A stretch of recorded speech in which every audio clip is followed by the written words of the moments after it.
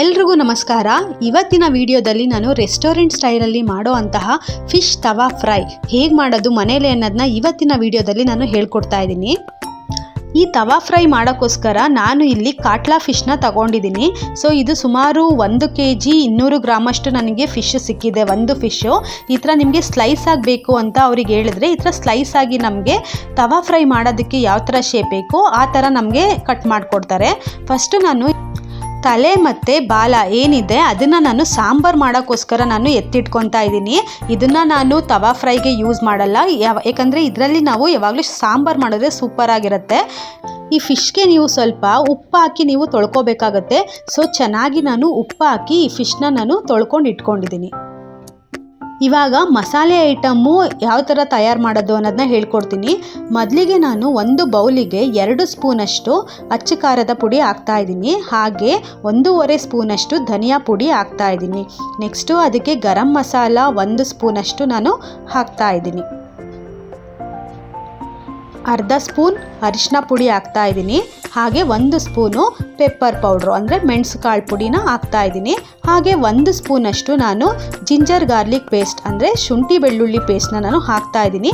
ಹಾಗೆ ಕೊನೆಯಲ್ಲಿ ರುಚಿಗೆ ತಕ್ಕಷ್ಟು ಉಪ್ಪು ಹಾಕ್ತಾಯಿದ್ದೀನಿ. 2 ಸ್ಪೂನಷ್ಟು ಅಡಿಗೆ ಎಣ್ಣೆ ಮಿಕ್ಸ್ ಮಾಡ್ತಾಯಿದ್ದೀನಿ. ಹಾಗೆ 1 ನಿಂಬೆಹಣ್ಣ ನಾನು ರಸ ಮಾತ್ರ ಹಾಕ್ತಾಯಿದ್ದೀನಿ. ಇಷ್ಟು ಹಾಕಿದ್ರೆ ಪರ್ಫೆಕ್ಟು ಮಸಾಲೆ ನಮಗೆ ತವಾ ಫ್ರೈಗೆ ಎಷ್ಟು ಬೇಕು ರೆಡಿ ಆಗುತ್ತೆ. ಸೊ ಫಸ್ಟು ಇಷ್ಟನ್ನು ಹಾಕಿ 1 ಸ್ಪೂನಲ್ಲಿ ನೀಟಾಗಿ ಮಿಕ್ಸ್ ಮಾಡಬೇಕು. ಸೊ ಎಲ್ಲ ಉಪ್ಪು ಹುಳಿ ಖಾರ ಎಲ್ಲ ಚೆನ್ನಾಗಿ ಮಿಕ್ಸ್ ಆಗಬೇಕು paste. So perfect paste ready ಆಗುತ್ತೆ. ಚೆನ್ನಾಗಿ ಪೇಸ್ಟು ಹದ ಬರೋಕ್ಕೋಸ್ಕರ ಕೊನೆ ಇಂಗ್ರೀಡಿಯೆಂಟ್ಸು 2 ಸ್ಪೂನು ಮೈದಾ ಹಿಟ್ಟು ಹಾಕ್ತಾಯಿದ್ದೀನಿ. ಈ ಥರ ಹಾಕೋದ್ರಿಂದ ನಿಮಗೆ ಜಾಸ್ತಿ ಪ್ರಮಾಣದಲ್ಲಿ ಮಸಾಲೆ ಸಿಗುತ್ತೆ, ಟೇಸ್ಟ್ ಕೂಡ ಸೂಪರಾಗಿರುತ್ತೆ. ಸೊ ಇಷ್ಟನ್ನು ನಾನು ಈಗ ಮೈದಾ ಹಿಟ್ಟು ಹಾಕಿದ್ಮೇಲೆ ಅದನ್ನು ನಾನು ಸ್ಪೂನಲ್ಲಿ ನೀಟಾಗಿ ಮಿಕ್ಸ್ ಮಾಡೋಕ್ಕಾಗಲ್ಲ, ಹಾಗಾಗಿ ನಾನು ಕೈಯಲ್ಲೇ ನೀಟಾಗಿ ಮಿಕ್ಸ್ ಮಾಡ್ತಾ ಇದ್ದೀನಿ. ನೋಡಿ ಇವಾಗ ನಮಗೆ ಆ ಥರ ಮಸಾಲೆ ಐಟಮ್ ಸ್ವಲ್ಪ ಇತ್ತು, ಮೈದಾ ಹಿಟ್ಟು ಹಾಕಿದ ತಕ್ಷಣ ನಮಗೆ ಪ್ರಮಾಣ ಸ್ವಲ್ಪ ಜಾಸ್ತಿ ಆಯಿತು. ಇದಕ್ಕೆ ನಮಗೆ ಡ್ರೈ ಅನಿಸುತ್ತಲ್ಲ, ಹಾಗಾಗಿ 1 ಸ್ಪೂನು ಅಡಿಗೆ ಎಣ್ಣೆನ ನಾನು ಮತ್ತೆ ಹಾಕೋತಾ ಇದ್ದೀನಿ. ನಾವು ಜಾಸ್ತಿ ಎಣ್ಣೆ ಹಾಕಿ ಅಂದರೆ ಒಂದು 3 ಸ್ಪೂನ್ ಎಣ್ಣೆ ಅಂತೂ ಹಾಕಿದ್ದೀನಿ. ಹಾಕಿ ನಾವು ಕಲಿಸೋದ್ರಿಂದ ನೆಕ್ಸ್ಟ್ ನಮಗೆ ತವಾ ಫ್ರೈ ಮಾಡಬೇಕಾದ್ರೆ ನಮಗೆ ಎಣ್ಣೆ ಬೇಕಾಗಲ್ಲ. ಸೊ ಈ ಪೇಸ್ಟಲ್ಲೇ ಎಣ್ಣೆ ಪ್ರಮಾಣ ಚೆನ್ನಾಗಿರುತ್ತೆ, ಫಿಶ್ಗೂ ಟೇಸ್ಟು ಚೆನ್ನಾಗಿ ಹಿಡಿಯುತ್ತೆ. ಇವಾಗ ನೋಡಿ ಎಷ್ಟು ನೀಟಾಗಿ ಆಗಿದೆ. ಈಗ ಪೇಸ್ಟು ಫಿಶ್ ತವಾ ಫ್ರೈ ಮಾಡೋದಕ್ಕೆ ಪೇಸ್ಟ್ ರೆಡಿ ಆಯಿತು. ನೆಕ್ಸ್ಟು ನಾವು ಈ ಪೇಸ್ಟನ್ನ ಎಲ್ಲ ಮೀನು ಪೀಸ್ಗೂ ಹಾಕ್ತಾ ಇದ್ದೀನಿ. ಇವಾಗ ಪ್ರತಿಯೊಂದು ಪೀಸ್ಗೂ ನಾನು ಸ್ವಲ್ಪ ಪೇಸ್ಟ್ನ ತಗೊಂಡು ಈ ಥರ ಎಲ್ಲ ಕಡೆ ಸ್ಪ್ರೆಡ್ ಮಾಡ್ತಾ ಇದ್ದೀನಿ. ಏಕೆಂದರೆ ಉಪ್ಪು ಹುಳಿ ಖಾರ ಪ್ರತಿ ಸ್ಲೈಸ್ಗೂ ನಮಗೆ ಚೆನ್ನಾಗಿ ಸಿಗಬೇಕು.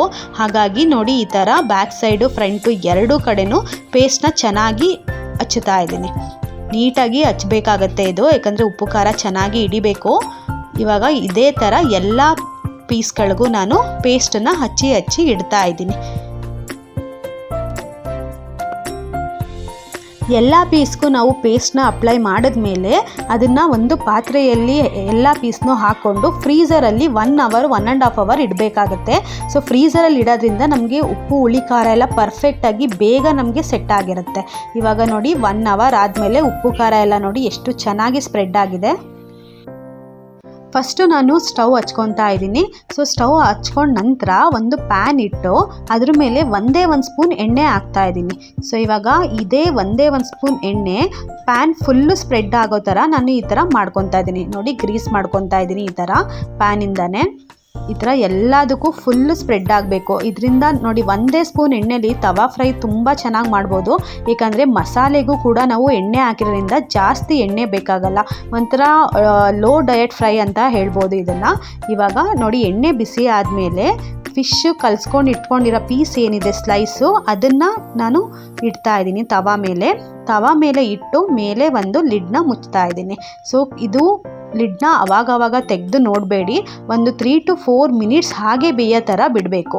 ಸೊ 3 ನಿಮಿಷ 4 ನಿಮಿಷ ಆದಮೇಲೆ ನೋಡಿ ಉಲ್ಟಾ ಮಾಡಿದಾಗ ನೋಡಿ ಸಖತ್ತಾಗಿ ರೋಸ್ಟ್ ಆಗಿರೋ ಅಂತಹ ಒಳ್ಳೆ ತವಾ ಫ್ರೈ ನಮಗೆ ರೆಡಿ ಆಗುತ್ತೆ.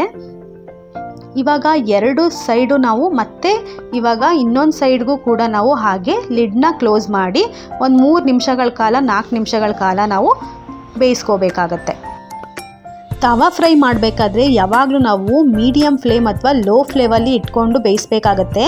ಹೈ ಫ್ಲೇಮಲ್ಲೆಲ್ಲ ನಾವು ಇಟ್ಕೊಂಡು ಇದನ್ನು ಬೇಯಿಸಬಾರ್ದು. ಇವಾಗ ನೋಡಿ ಎರಡೂ ಕಡೆನೂ ಸೂಪರಾಗಿ ರೋಸ್ಟ್ ಆಗಿದೆ. ಸೊ ಈ ಥರ ಮನೆಯಲ್ಲಿ ಆರೋಗ್ಯಕರ ಅಡುಗೆನ ನಾವು ಮನೆಯಲ್ಲೇ ಮಾಡ್ಕೊಂಡು ತಿನ್ನೋದ್ರಿಂದ ಔಟ್ಸೈಡ್ ಫುಡ್ಡು ಸ್ವಲ್ಪ ಅವಾಯ್ಡ್ ಆಗುತ್ತೆ. ಈ ಥರ ರುಚಿಯಾಗಿ ಟೇಸ್ಟಿಯಾಗಿ ಮನೇಲಿ ಮಾಡಿಕೊಟ್ರೆ ಯಾರು ತಾನೇ ಇಷ್ಟಪಟ್ಟು ತಿನ್ನಲ್ಲ ಅಲ್ವಾ. ಕೊನೆಯಲ್ಲಿ ಗಾರ್ನಿಷಿಂಗ್ ಆಗಿ ನಾನು ಸಣ್ಣದಾಗಿ ಹೆಚ್ಚಿದ ಈರುಳ್ಳಿ ಮತ್ತು ಕೊತ್ತಂಬರಿ ಸೊಪ್ಪನ್ನ ಹಾಕಿ ಗಾರ್ನಿಷಿಂಗ್ ಮಾಡ್ತಾ ಇದ್ದೀನಿ. ಸೊ ನಮ್ಮ ಮನೆಯಲ್ಲಿ ಯಾವಾಗಲೂ ಮನೆ ಫುಡ್ನೇ ಪ್ರಿಫರ್ ಮಾಡ್ತೀವಿ. ಔಟ್ಸೈಡ್ ಫುಡ್ನ ನಾವು ಅಷ್ಟಾಗಿ ನಾವು ಪ್ರಿಫರ್ ಮಾಡಲ್ಲ. ನಾವು ಮಾಡಿದ ಅಡುಗೆನ ಮನೆಯವರೆಲ್ಲ ಇಷ್ಟಪಟ್ಟು ತಿಂದು ವಾವ್ ಸೂಪರ್ ಆಗಿದೆ ಅಂತ ಹೇಳಿದಾಗ ನಾವು ಎಷ್ಟೇ ಟೈಮ್ ಸ್ಪೆಂಡ್ ಮಾಡಿದ್ರು, ಎಷ್ಟೇ ಸ್ಟ್ರೈನ್ ಆಗಿದ್ರು ಅದೆಲ್ಲ ಬೇಗ ಮರ್ತೋಗುತ್ತೆ. ಸೊ ನನ್ನ ಹಸ್ಬೆಂಡ್ಗೋಸ್ಕರ ನಾನು ಎಲ್ಲ ಫುಡ್ನ ಡೆಡಿಕೇಟ್ ಮಾಡ್ತೀನಿ, ಏಕೆಂದರೆ ಅವರು ತುಂಬ ಇಷ್ಟಪಟ್ಟು ಪ್ರೀತಿಯಿಂದ ಅದನ್ನ ತಿಂತಾರೆ. ಈ ರೆಸಿಪಿನ ಮನೆಯಲ್ಲಿ ಒಮ್ಮೆ ಟ್ರೈ ಮಾಡಿ, ಹಾಗೆ ಎಲ್ಲ ಖಂಡಿತ ಇಷ್ಟಪಟ್ಟು ತಿಂತಾರೆ. ಹಾಗೆ ಒಂದು ಬೆಸ್ಟ್ ಕ್ರೆಡಿಟ್ ಕೂಡ ನಿಮಗೆ ಬರುತ್ತೆ ಅಂತ ಹೇಳ್ತಾ ಇವತ್ತಿನ ವಿಡಿಯೋನ ನಾನು ಮುಗಿಸ್ತಾ ಇದ್ದೀನಿ. Thank you so much.